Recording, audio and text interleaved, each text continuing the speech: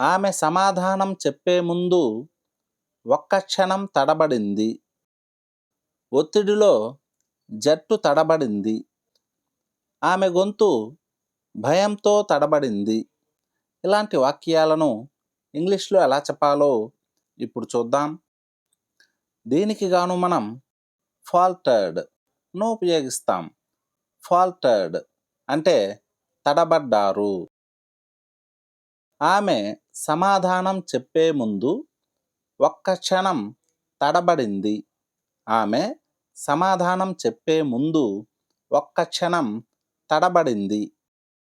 She faltered a moment before answering. She faltered a moment before answering. She faltered a moment అంటే ఆమె ఒక్క క్షణం తడబడింది. Before answering అంటే సమాధానం చెప్పే ముందు.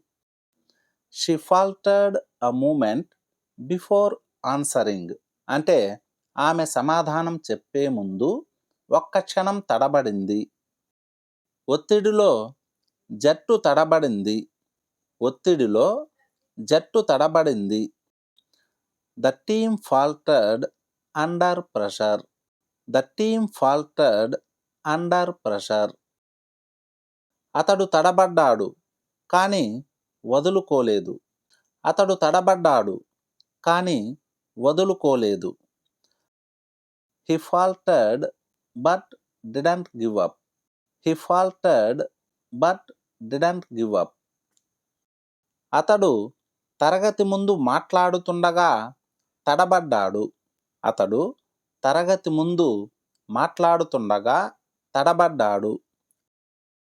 He faltered while speaking in front of the class.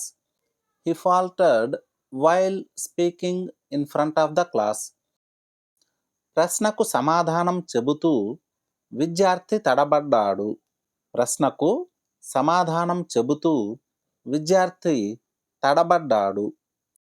The student faltered while answering the question. The student faltered while answering the question. ఆమె గొంతు భయంతో తడబడింది.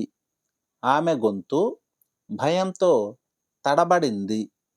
దీన్ని ఇంగ్లీష్లో ఎలా చెప్పాలో కామెంట్ సెక్షన్లో కామెంట్ చేయండి.